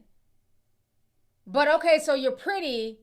Then once we get past the surface level shit, can you hold a conversation? Are you intellectual? Are you funny? Do you have a personality? Are you bubbly? Are you a good person? So I think sometimes we rest too much on pretty and we rest too much on looks, because at the end of the day, looks fade. People age, things shift. So if your whole personality is pretty and your whole personality is aesthetics, you're going to be in for a rude awakening once you get to your 50s and 60s, if that's been your whole personality. And I think the problem is, I don't know anything about Saweetie like that. She doesn't have a personality to me. So she's been able to make it because she's pretty, and that's better than most. Like I've said before, you have so many talented people that are not in the industry, right? Who can rap, sing, dance, but they don't have that aesthetic. They may have the it factor, have a big personality, but aesthetically, remember we just did a whole video about the AI, Zania, the one that Kalani's mad at. Remember, the lady behind the voice says she doesn't really have it to be in the industry. So she's having to use an AI avatar just for people to hear her vocals. And now she's blowing up and signing record deals. So, again, I do believe in pretty punishment. I do think that you have women who hate on other women, right? But you also have men who will dull out punishment onto a woman that is beautiful to humble her, right? But let's not act like she has not benefited from pretty privilege. And I think if she didn't make pretty her whole personality, people would take her more seriously. She spent too much time being pretty. Makeup, hair, nails, that whole aesthetic. If she'd put as much energy into learning how to dance and having birth control and being able to rap, because she got some bops. Don't get me wrong. Saweetie got some bops. But when she performs live, she don't got it. And that's just what it is. There was a point in time when Lotto thought she could rest on being biracial and pretty. And when she would perform live, it was very lackluster. And people let her know. And what did Lotto do? She stopped resting on pretty. She went and got Tiana Taylor to help her choreograph some stuff, get her dancing together. And now Lotto is very fun to watch perform. Lotto be doing her thing now. So, pretty can only take you so far. And Lotto's a very pretty girl. I didn't even tell y'all the story. We were coming back from Miami when I was coming back from my trip. I'll show y'all the picture in Discord. I never posted. I don't share a lot of stuff. But we were in the Sky Lounge with my youngest. And Lotto happened to be in there. And so my youngest is like, oh my gosh, Lotto's in here. Guess he has a big crush on her. So he gonna say, Mom, can you go ask her to take a picture with me? I said, why I gotta ask her? He was like, because you're a YouTuber. She probably knows you. I said, she probably don't know who the hell I am. I'm not, see, you go think I'll ask. I'm not about to speak for you. So we go up there and he was like, hey, Lotto, can I get a picture with you? She was like, yeah, can we just do a selfie? And she did. She took a selfie with my son. When I said she was just the sweetest girl. She didn't have on no makeup. Her hair was back in a ponytail. She had on her glasses. And she just looked she was so cute. She just looked so beautiful. She didn't have on just the all the aesthetics. I don't even think she had on lashes. She just looked so beautiful. She looked her age. She just looked cute. I didn't even realize it was Lotto at first. And yeah, Tay-Tay got the picture with her. So he was like, I got a picture with Lotto. He was so boosted. He sent me the picture. Yeah, y'all's nephew tried to make me go and get a picture. I was like, I'm not talking to you. You better go ask her yourself. I said, I'm not asking Lotto nothing. I'm about to sit here and eat my damn lunch. But she was so sweet. She was like super nice, took a picture with him and everything else. And she could have been like, no, I'm not made up. Leave me alone. Nah, she was very, very sweet girl. So, I appreciate it. And, and I didn't go up to her and be like, I'm Lovely T and you better take a picture of my son if I'm going to blast you. I never even told this story, but yeah, she's a really, really sweet girl. But like I was saying, I think initially Lotto tried to rest on being pretty as well. And then she realized you need more than that. And she got with Tiana Taylor. She started taking, dance classes and now her performances are really good. So I just think like a lot of people need a lot more. And again, this is not about light skin, dark skin before y'all try and take it there. I've called out Summer Walker for the same thing. Summer Walker is a pretty girl, but I saw her perform at, if you can call it a performance, at Essence. It was boring as hell. Half the audience got up to go pee. Like, I'm not about to sit here and she's just standing in the middle of the stage. She's not rocking back and forth. She ain't two-stepping. Like, y'all got to bring more. All that I'm cute, my body's done, my titties are big, my ass is fat, that don't mean nothing. If I'm spending money, I need y'all to two-step, you know what I'm saying? Do something, shit. Don't just stand in the middle of the stage. If Patti LaBelle can get out there and damn C-walk and, she was out there getting it at her big age. There's no reason for Summer Walker to stand in the middle of the stage and just sit there and hold the microphone and sing like it's showtime at the Apollo and it's her first time on stage. I was so disappointed. Let me go ahead and get up. Bathroom break. I'm not about to sit here and watch this. When Janet Jackson is out there in her 50s getting it. So I think that's the real problem is, yes, sweetie, you are gorgeous. Nobody's going to take that from you. But you lack stage presence. Your music is, I like some of her songs. I'm not going to say her whole album, but she got some bops. But when I've seen her perform live, it's not memorable. It's not memorable at all. So I think she needs to work on that. Don't just be like, oh, the industry's punishing me. I can't tell because you're getting McDonald's deals and, Frosty stuff. I don't know. I know her brand is like ice and frost and stuff like that. She's always showing off jewelry and, she's gotten a lot of brand deals. Let me see. She's gotten a few brand deals. I remember that McDonald's one. That was a big one. Yeah, here. Saweetie has a diverse portfolio. Brand partnerships spanning fashion, beauty, and food, including, let me show y'all this. Okay. Pretty Little Things, Sinful Colors, Morphe Beauty, McDonald's Sweetie Meal, True Religion Fashion, Champion Apparel. She's also had brand deals with MAC, Corey Australia, Crocs, Forever 21, and Revolve.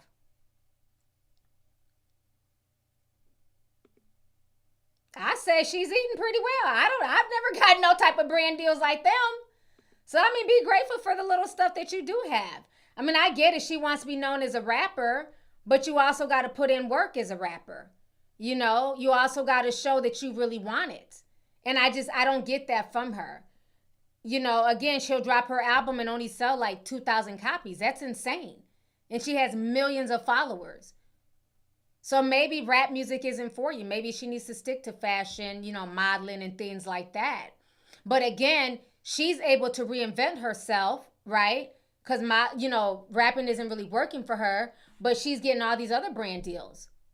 Who was one of my favorite rappers? I don't even know what she's up to now. She could rap her ass off. Amaretta. Beautiful chocolate girl. Very skinny. She could model. I don't hear about Amaretta with a bunch of brand deals.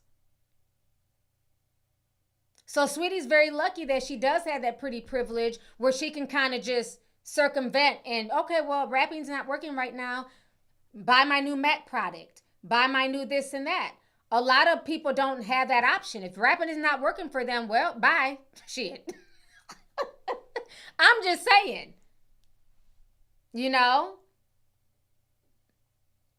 So lucky for her that she's able to, use her looks to her advantage and, spawn it into other stuff. But yeah, I believe that both exist, Somebody said she should try acting. I'm so tired of rappers and singers acting. I want people who actually went to acting school to act. Bring actors back. I miss the era that I grew up in. And I'm not saying that you don't have the right to dibble and dab, but it's too much. all the people who are in acting classes and spending money to go to acting school and, you know, moving to LA with, you know, hopes of being on their own TV show, movie, bring back real actors. I don't want to I don't want to see rappers being actors. I want people who actually went and got real training to act. Just my personal opinion. I really miss that.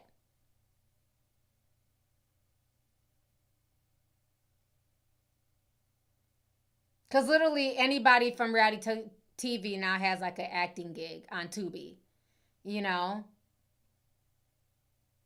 Just like I don't want to see actors necessarily rapping. I mean, unless you really can do both, I really want to just see like people who really went to school for acting. Like I want that drama, I want that effect, you know? So, but I think modeling would be dope for her. I think, you know, as far as fashion, her fashion sense, her hair, the way her hair be laid and stuff like that, you know, her nails are always done real pretty. I think anything in that type of realm is really good for her. But that's just my opinion. Yeah, I need real actors that went to acting school. I need them to bring back real movies. You know what movie I watched the other night that pissed me off? I don't know if y'all seen this movie. The Woman in the Yard. That was the most trash ass movie. That turned me into the bitch who fell asleep on the couch. I was so annoyed by that movie. So I'm going to bed after this shit. That movie was trash. That was the worst horror movie I've ever seen. I'm so tired of like just poorly written scripts. It was too much going on. The sound effects were terrible, overly loud for no reason. Did y'all see that movie, The Woman in the Yard? It was trash.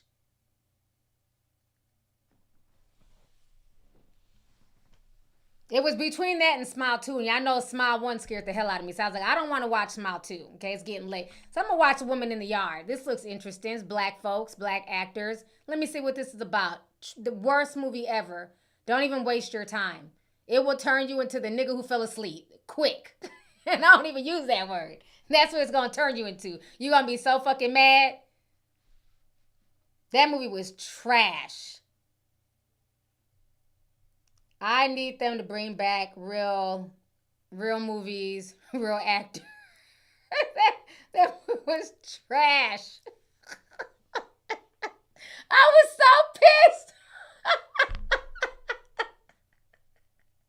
You know, you be so mad. I'm like, I'm going to bed. I'm done. I'm going to bed. I'm going to bed. I was so over it. Ugh. But good luck to Sweetie. Bless her heart. You know what I'm saying? I mean, hopefully she can go back to the booth and come up with something new. But yeah, I don't know. Because I like when she was her Doja Cat era, the collaborations with Doja Cat. I thought that was cute. She got some cute songs, you know. But she'll be all right. You know, she'll be okay. At least she's aesthetically pleasing. Try being on the other end. You have people, you know, who are not the most aesthetically pleasing, and guess what? They still got to get up and go to work every day. No, nobody cares. You know what I mean? Like, they'll just, you know, they just take it on the chin and keep doing what they got to do. So she needs to look at it as a blessing too. It can suck, but you get a lot more blessings from being pretty than you do from not being pretty. So let's keep that real. So I can't cry tattoo tears for her. She'll be fine. But, you know, let's just have that honest conversation that a lot of pretty punishment really comes down from, you know, not just women, but also men. Because it seems like the conversation is only about women hating. But a lot of times, yeah, women be hating and be throwing shade, but that's really the extent of it. You do have some demented women who will, you know, try and fight you and all that type of stuff, but that's really the extent of it. So, all right, y'all, I've been out here for a while. This was a great stream. I enjoyed this. Please hit the like button if you guys enjoyed this stream. Please hit the like button. We had over 6,000 people in here today. Let me read the rest of these super chats. I'm going to go ahead and get up out of here. Let's see. Bill says, do you watch The Real Housewives of Salt Lake City? I haven't watched it. I haven't watched it since Jennifer, what's her name? The Samoan lady. I can't think of her last name. Since she went to prison. I haven't watched it since then. So I might need to catch up. But I know they said that Real Housewives of Potomac is back on. I need to catch up with that. Because I do like Potomac. I guess Karen Hooger, she's out of prison now. So, must be nice. Let's see here. Creative Rose says, T, the 48% project of 2025 is complete. The next plan they have is Project Esther. Please look into it. Maybe do a video on it. It is scary.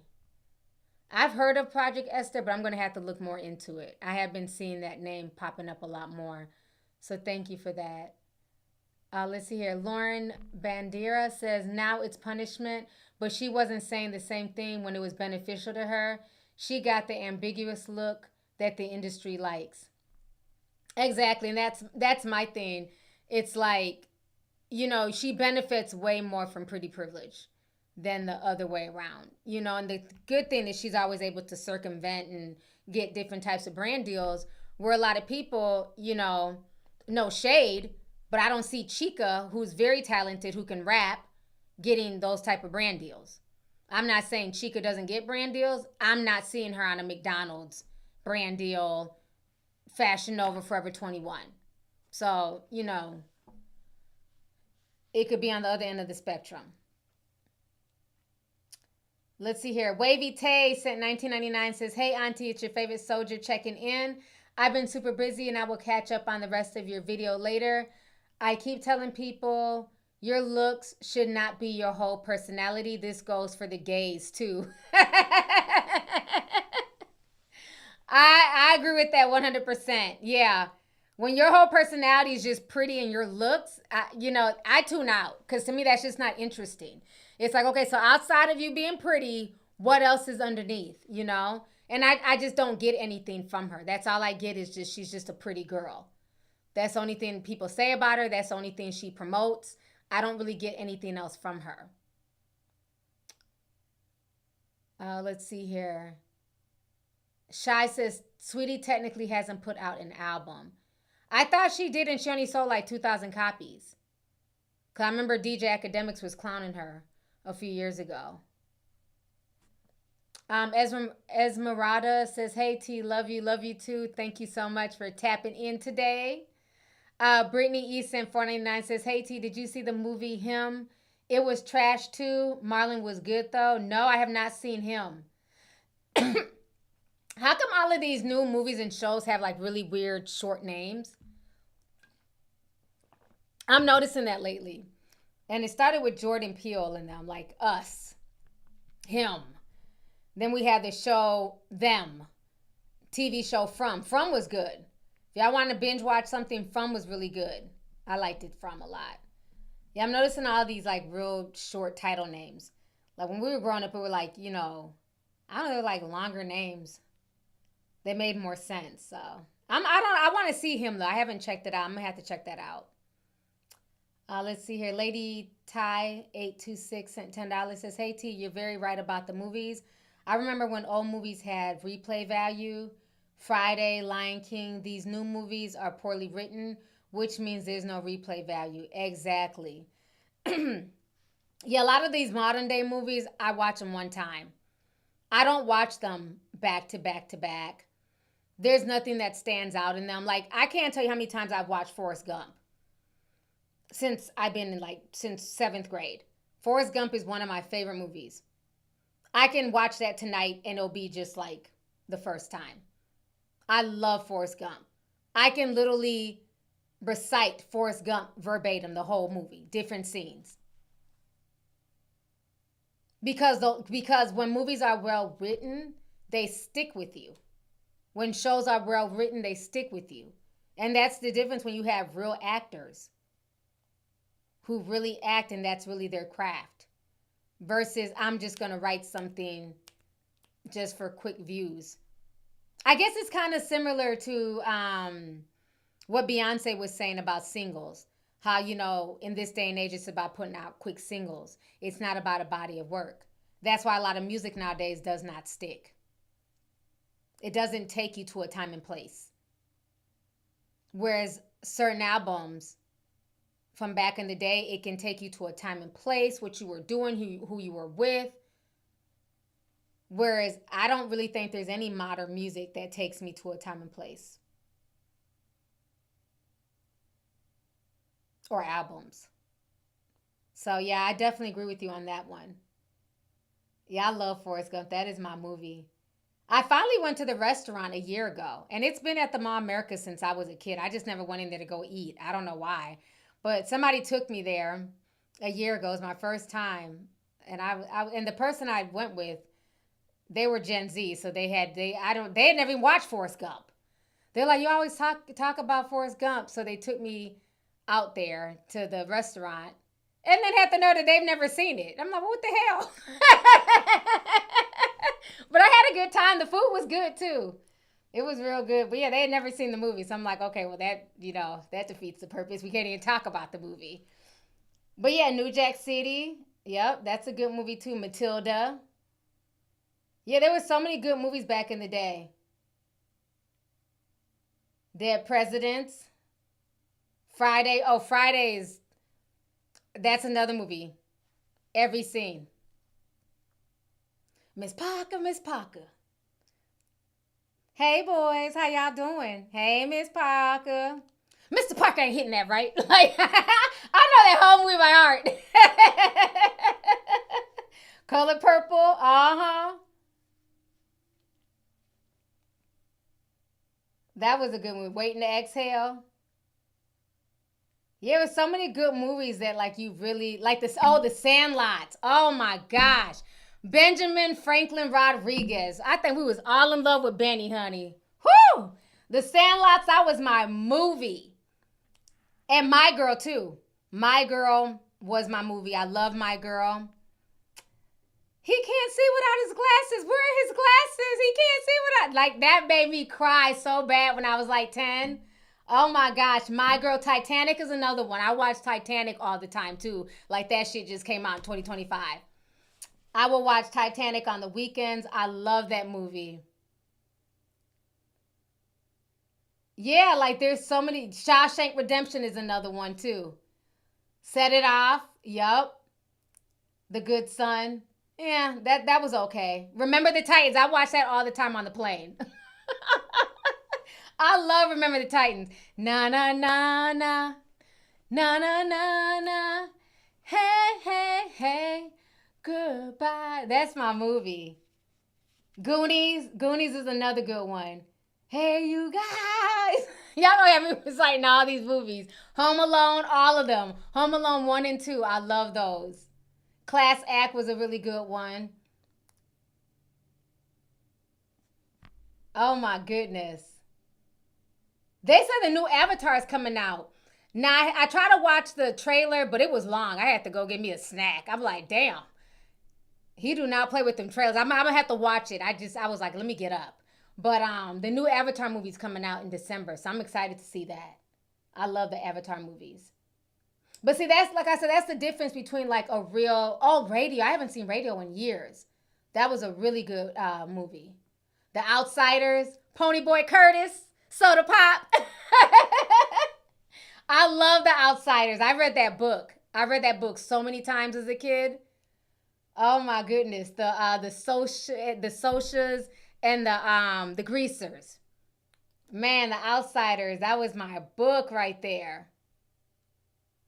Sister Act 1 and 2 was really good. I love Sister Act. Bring It On, yup, the original Bring It On. I didn't get into the one that Solange was in, but the original, that was my movie. Love Jones, yeah, Love Jones was good. You can tell the ages of people. Harlem Nights, Miss Doubtfire, Lean on Me. You can tell what generation is what. Grease. Lean on Me is my movie. I still watch that. Mr. Clark, some guys beating up Kid Ray. I know that whole movie too. Lean on Me, oh my goodness. Mr. Clark don't care about you because you don't take care of your responsibilities. Like, tell him, girl. She's like, Mr. Clark, I'm pregnant. Oh, my my gosh, that is my movie, child. I love Lean On Me. And then when they be in the bathroom singing, Fair East Side. Come on, fellas, let's sing it. Oh my gosh, let me get up out of here. Y'all are bringing me back. I'm about to watch. Oh yeah, Crooklyn. Oh my goodness. Oh. What she say? I ain't no punta. I keep my pajamas clean. I'm about to binge watch some movies this weekend. Y'all are giving me so many ideas. Oh my, we're about to make it a blockbuster night, honey. We were taking it back to the 90s. Because when I tell you the woman in the yard pissed me off, oh, I need to write a Reddit review. I'm so mad. That shit was trash. Dangerous Minds was good too. Yeah. When that Mexican dude, was it Raul? Whatever the one of them was fine as hell when he got killed. Yeah, that was sad. That was sad. Somebody said Blank Man. Child. A Bronx Tale was good. I like A Bronx Tale. That was good.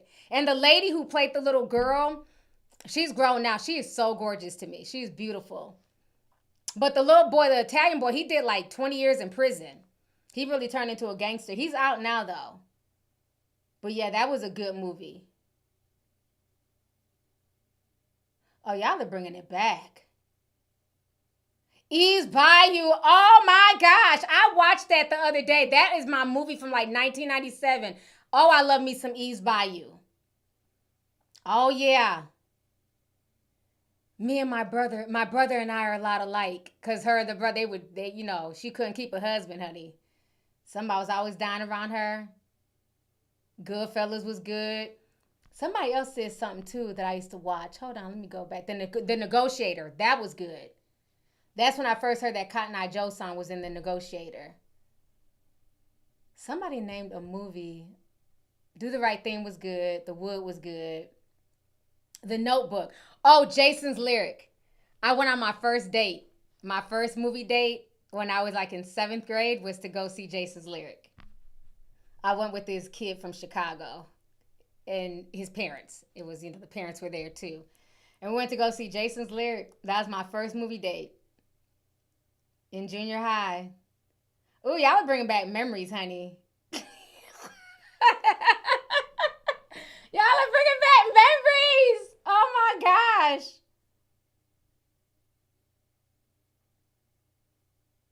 Poetic Justice. I still watch that. I like Poetic Justice. F you, F you, F you, F you, F. Janet Jackson was so hood in that movie. Oh my gosh. The Best Man was good. I remember that. Child, let me go ahead and go eat me some dinner and go watch some throwback movies. Let me read these last few super chats here before I go. Glamophonics 08 sent $20. Says Gemini Duchess from the Discord. Can you do a breakdown of Am I the Drama? I love your rap commentary. Last year we had a ball during the Drake and Kenny beef. Love you. Thank you so much for the super chat. I know she's doing a lot of beefing with JT currently. I'm waiting to hear what JT got to say. I'm waiting for JT to get into that booth, honey. They've been going back and forth all day on social media yesterday. I was sitting there sipping slow. Let me see here. Shy B sent 20 says, I just bought a VCR. I just need AV cables. Go on Amazon. They have AV cables on Amazon. Yep. Yeah, I still have my DVD player. Sure do. I don't play it. I have so many DVDs. I'm not getting rid of none of my, People are like, you still got DVDs? In the garage, I got cases of DVDs. I'm not getting rid of none of them because I don't trust none of this streaming shit. I'm not getting rid of nothing I pay for. So I have all my DVDs. I did get rid of the VHSs, though, just because we've moved a lot. Ain't nobody dragging no VHSs. But I do got my DVDs, though. Let's see here. Ronaful says, the movie Powder and Bebe's Kids. I remember Powder. I remember that. And Bebe's Kids, that was a good movie. That was funny. I remember that in like elementary school. We don't die, we multiply. Bebe's Kids.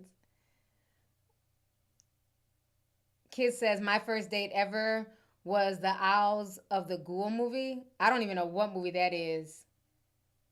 Owls of the Ghoul. You must be young. I don't know what movie that is. Rush Hour. I remember seeing that in the theater. It'd be so funny because I'll tell my kids, like, oh, I saw that in the theater. And they'd be like, there was movie theaters when I was a kid. The hell? Like, that was in the theater when you was a kid? Yes, I saw Titanic in the theater. I saw it probably 7 times at the movie theater. I went on 7 different dates because I loved it. So every time, can you take me to go see Titanic? Okay, I sure did. I went 7 different dates to go see Titanic. No shame. All right, y'all, I'm out of here. This has been a wonderful stream. Thank y'all for joining me. I hope you guys enjoyed this stream. I will work on the Dame Dash video probably tomorrow because I do want to talk about his antics on the Breakfast Club. So I will get that done for you guys. But I will talk to y'all later. Everybody have a good night. Thank y'all for joining me. Love you guys. Bye, everyone.